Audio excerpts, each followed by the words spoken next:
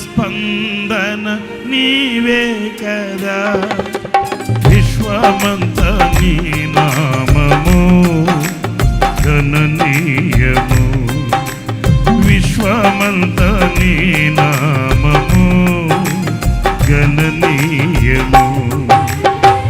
యేసయ్యా నా హృదయ స్పందన నీవే కదా.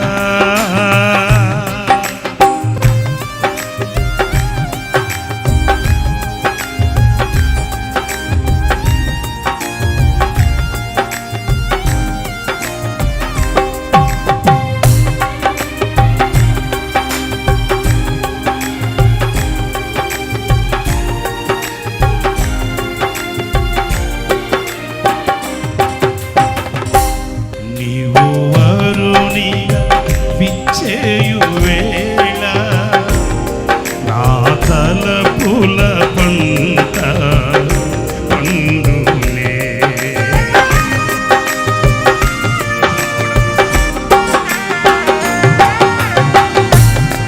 నీవు వరునిగా విచ్చేయు వేళ నా తలపుల పంట పండునే.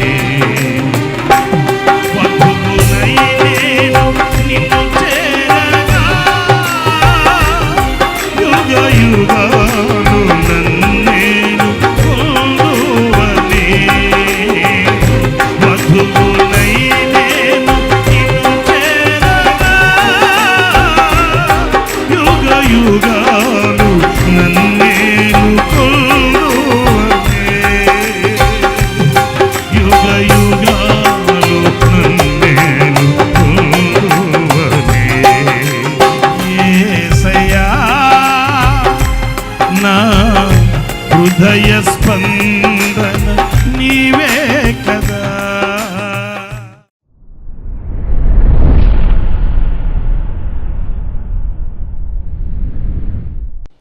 Praise the lord. ప్రభు అయిన యేసుక్రీస్తు నామంలో మీ అందరికీ హోసన్నా మినిస్ట్రీస్ తరపున హృదయపూర్వకమైన వందనాలు తెలియపరుస్తున్నాను. ప్రభు మిమ్మల్ని ఆశీర్వదించి దీవించునుగాక. పరిశుద్ధ గ్రంథంలో నుండి పేతురు రాసిన మొదటి పత్రిక 1వ అధ్యాయం 7, 8, 9 వాక్యాలని నేను చదువుతున్నాను, జాగ్రత్తగా ఆలకించండి. నశించిపోవు సువర్ణము అగ్ని పరీక్ష వలన శుద్ధపరచబడుచున్నది కదా, దానికంటే అమూల్యమైన మీ విశ్వాసము ఈ శోధనల చేత పరీక్షకు నిలిచినదై యేసుక్రీస్తు ప్రత్యక్షమైనప్పుడు మీకు మెప్పును మహిమయు ఘనతయు కలుగుటకు కారణమగును. మీరు ఆయనను చూడకపోయినను ఆయనను ప్రేమించుచున్నారు. ఇప్పుడు ఆయనను కనులారా చూడకయే విశ్వసించుచు మీ విశ్వాసమునకు ఫలమును అనగా ఆత్మరక్షణను పొందుచు చెప్పనశక్యమును మహిమాయుక్తమునైన సంతోషము గలవారై ఆనందించుచున్నారు. చూడండి, ఈ వాక్య భాగంలో ఓ చక్కటి అనుభవం ఏంటి అనంటే, చెప్పనశక్యము కాని మహిమాయుక్తమైన సంతోషము గలవారై అంటే ప్రభు మనకు అనుగ్రహించే ప్రతిదీ కూడా అది ఎలా ఉంటుంది అనంటే అధికమైనదిగా ఉంటుంది. మనం కొంచెమే అడగచ్చు, మనం కొంచెమే తలంచవచ్చు, అల్పంగానే ప్రార్థించవచ్చు. మన ఆశలు క్లుప్తమైనవిగా కొంచెముగానే కనిపించవచ్చు. కానీ దేవుడు మన ఎడల తలంచిన తలంపులు అవి వర్ణనాతీతమైనవి. దేవునికి మన ఎడల ఉన్న ఆలోచనలు అవి మనకు ఊహకు అందనివిగా కనిపిస్తాయి. ఇక్కడ మనం ఒకవేళ అగ్ని పరీక్షల వలన మనం శోధింపబడినప్పటికీ కూడా ఈ వాక్యం చెప్తున్న సత్యం, ఈ అగ్ని పరీక్షలలో మన విశ్వాసం నిలిచి ఉండాలి. అసలు పరీక్ష దేనికి? ప్రమోషన్ కొరకు. పరీక్ష లేనిదే ప్రమోషన్ లేదు. ఒక ఉన్నత స్థానానికి మనం వెళ్ళలేము. ఒక ఉన్నత స్థితికి మనం వెళ్ళాలంటే మనకు పరీక్ష ఉండాలి.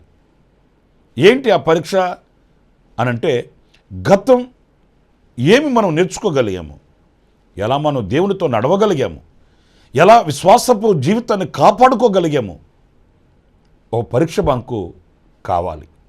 చాలామంది ఏమనుకుంటారంటే ఈ పరీక్షలు కష్టాల కొరకు వస్తాయి, ఈ పరీక్షలు మనల్ని అణగద్రొక్కడానికి వస్తాయి, ఈ పరీక్షలు చేదైన అనుభవాలు అని చాలామంది వాళ్ళ యొక్క ఆలోచన ధోరణిని అలా మలుచుకుంటారండి. కానీ ఎప్పుడైతే మనకు ఆ పరీక్ష కలుగుతుందో, ఆ పరీక్షలో మనం ఒక జయాన్ని చూడగలుగుతామో, ఆ విజయం మనకి ఎంత ఆనందాన్ని ఇస్తుందో. మనం చూస్తుంటాం కదండి, మన పిల్లల్ని సంవత్సరం రోజులు చదువుతారు, పరీక్షలు వ్రాస్తారు, అందులో వాళ్ళకి జయము కలిగినప్పుడు వాళ్ళ ఆనందం అంతా ఇంత కాదండి. నిజమే, ఒక విజయవంతమైన బ్రతుకు మనకు సంతోషదాయకమైనటువంటి అనుభూతిలోనికి మనం తీసుకుని వస్తుంది.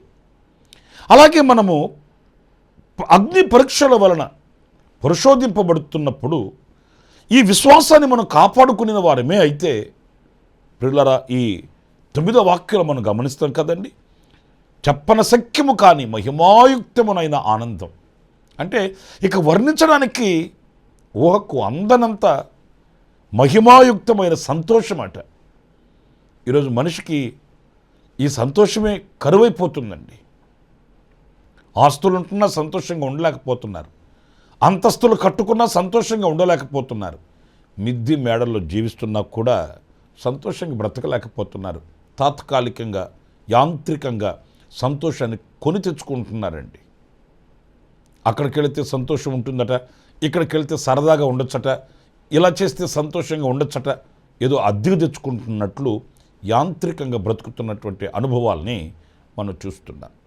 ప్రియ దేవుని బిడ్డలారా, ఇక్కడ మన విశ్వాసాన్ని మనం కాపాడుకునే వారమైతే ఎన్ని అగ్ని శోధనలు వచ్చినా ఆ అగ్ని శోధనలలో మనము విశ్వాసాన్ని కాపాడుకొని మనం క్రీస్తు వైపు చూస్తూ నడకను ప్రారంభించిన వారమే అయితే, వారికి కలిగే ఆ చెప్పన సఖ్యము కాని మహిమాయుక్తమైన ఆనందం వారి వశమవుతుంది అనేది ఈ వాక్యం చెప్తున్న ఓ మంచి చక్కటి అనుభవం. మరొక మాట, ఫిలిప్పి సంఘానికి పరిశుద్ధుడైన పౌలు రాసిన పత్రికలో 4వ అధ్యాయం 7వ వాక్యంలో మనం చదివినప్పుడు, అప్పుడు సమస్త జ్ఞానమునకు మించిన దేవుని సమాధానము యేసు క్రీస్తు వలన మీ హృదయములకును మీ తలంపులకును కావలియుండును. ప్రియులారా, ఇక్కడ సమస్త జ్ఞానమునకు మించిన దేవుని సమాధానం అంటే జ్ఞానమునకు మించిన సమాధానం. ప్రియ దేవుని బిడ్డలారా, ఈ రోజున చాలా విధాలుగా మనిషి జ్ఞానాన్ని పొందుకుంటున్నాడండి. చదువుల ద్వారా, పాఠ్య పుస్తకాల ద్వారా, చరిత్రల వల్ల ఇలాగా ఎంతో జ్ఞానం ఉంటుంది. జ్ఞాన సంపద కలిగిన వారిగా ముద్ర వేయించుకుంటున్నారు, కాదనట్లేదు. కానీ వాటి వలన ఎంత సమాధానంగా ఉండగలుగుతున్నాము, ఎంత సంతోషకరమైన జీవితాన్ని, శాంతికరమైన బ్రతుకుని మనం బ్రతకగలుగుతున్నాము. అయితే ఇక్కడ మనం గమనించవలసింది, ఈ జ్ఞానమునకు మించిన సమాధానం.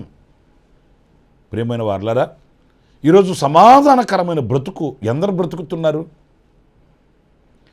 ఈ రోజున సమాధానంగా సంతోషంగా ఎంతమంది బ్రతుకుతున్నారని మనం ఇంటర్వ్యూ చేస్తే, లేక పరీక్ష చేస్తే, చాలామందికి సమాధానం కరువై, అదొక కరువు అండి.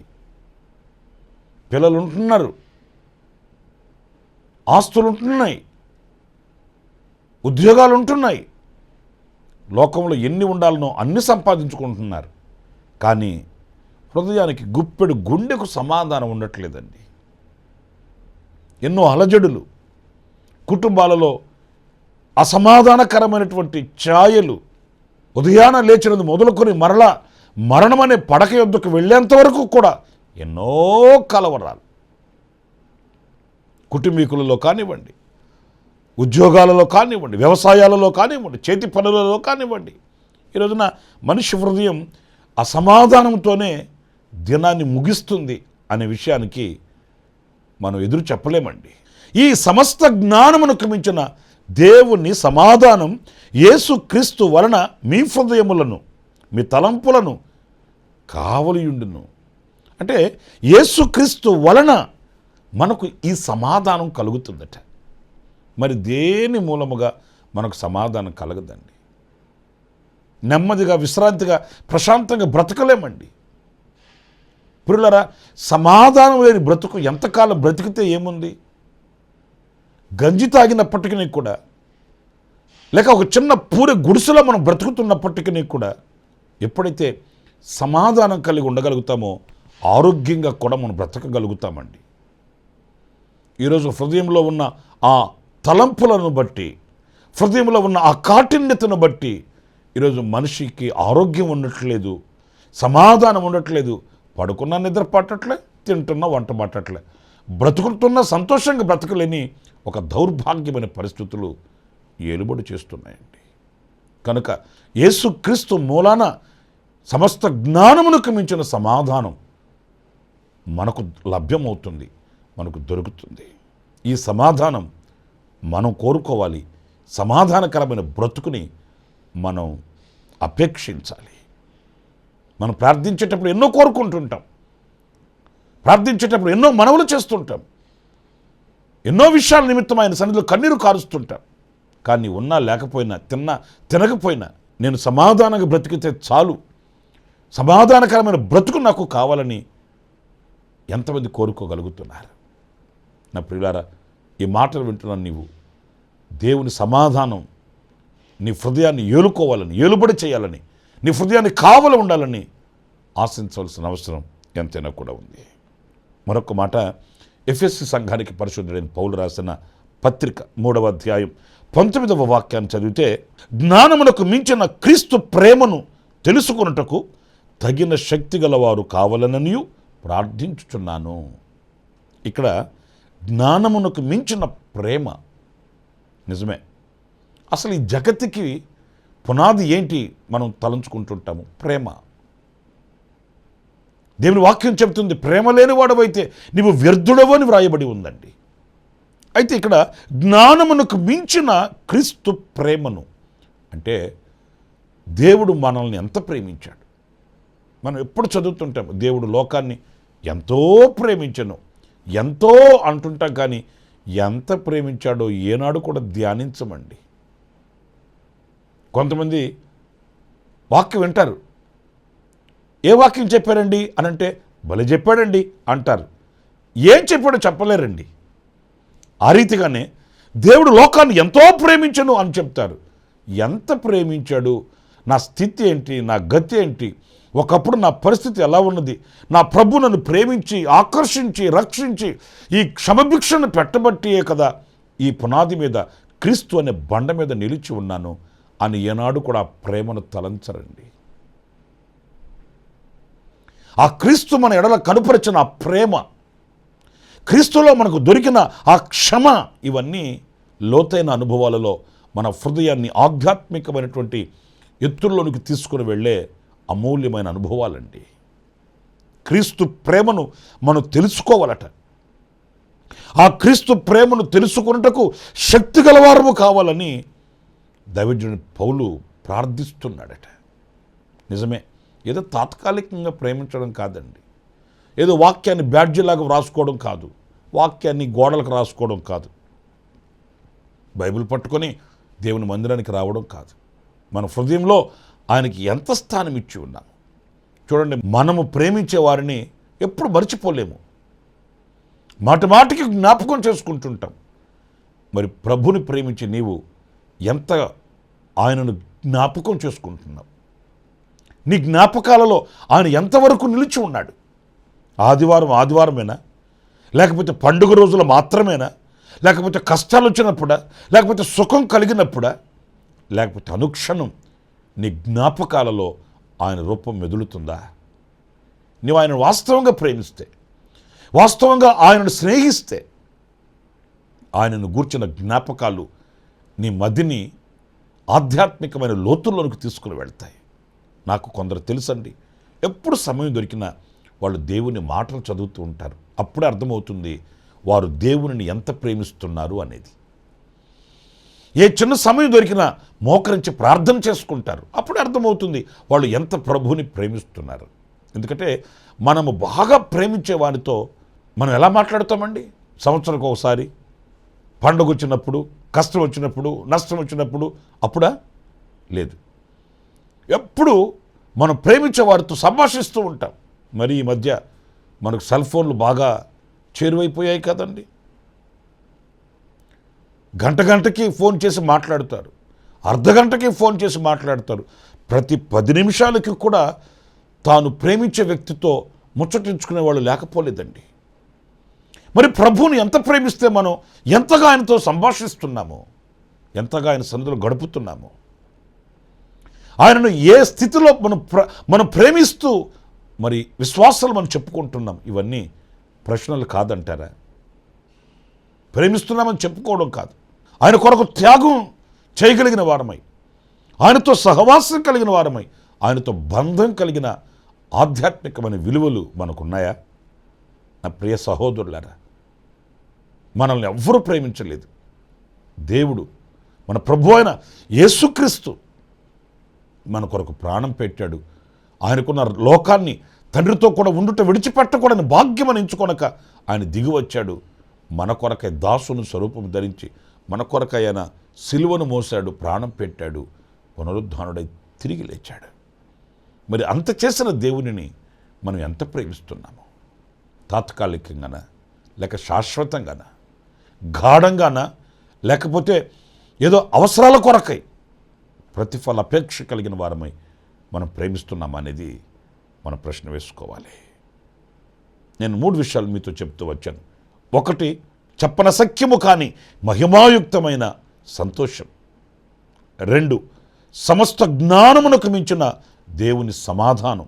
3, జ్ఞానమునకు మించిన క్రీస్తు ప్రేమ. ఇలాంటి అధికమైన ఆధ్యాత్మికమైన విలువలను మనం సంతరించుకోవాలి, ఆధ్యాత్మికంగా బలపడాలి. అలాంటి కృప దేవుడు మనందరికీ అనుగ్రహించునుగాక. తలలు ఉంచండి, చిన్న ప్రార్థన చేస్తాను. ఆశ్చర్యకరుడమైన తండ్రి, జీవాధిపతి అయిన ప్రభువా, మీకు వందనాలు. మేము అధికంగా ఎలాంటి అనుభవాలు కలిగి ఉండాలనో మీ లేఖనాల నుంచి ధ్యానిస్తూ వచ్చాము. అవును, చెప్పనసఖ్యము కాని మహిమాయుక్తమైన సంతోషం మేము కలిగిన వారమై ఉండాలని, మీ సమాధానం కలిగిన వారమై ఉండాలని, మీ ప్రేమను కలిగిన వారమై మేము బ్రతకాలని లేఖనాలలో నుంచి మేము నేర్చుకుంటూ వచ్చాం. అలాంటి స్థితిని మీరు మాకు అనుగ్రహించి మా చేతిని పట్టి నడిపించమని మమ్మల్ని మీ చేతులు సమర్పించుకుంటూ యేసు నామములో ప్రార్థన చేసి వేడుకొనుచున్నాను తండ్రి. ఆమేన్, ఆమేన్. ప్రభు మిమ్మల్ని ఆశీర్వదించి దీవించునుగాక. ఈ దినమంతా విశేషమైన కృప నా దేవుడు మీకు సమృద్ధిగా అనుగ్రహించునుగాక. ఆమేన్. అనుదిన కృపాను సందేశముల కొరకు, ఇంకా మరిన్ని ఆత్మ సంబంధమైన సందేశాల కొరకు ఈ మా యూట్యూబ్ ఛానల్ ను సబ్స్క్రైబ్ చేసుకోండి. Pastor Ramesh hosanna ministries.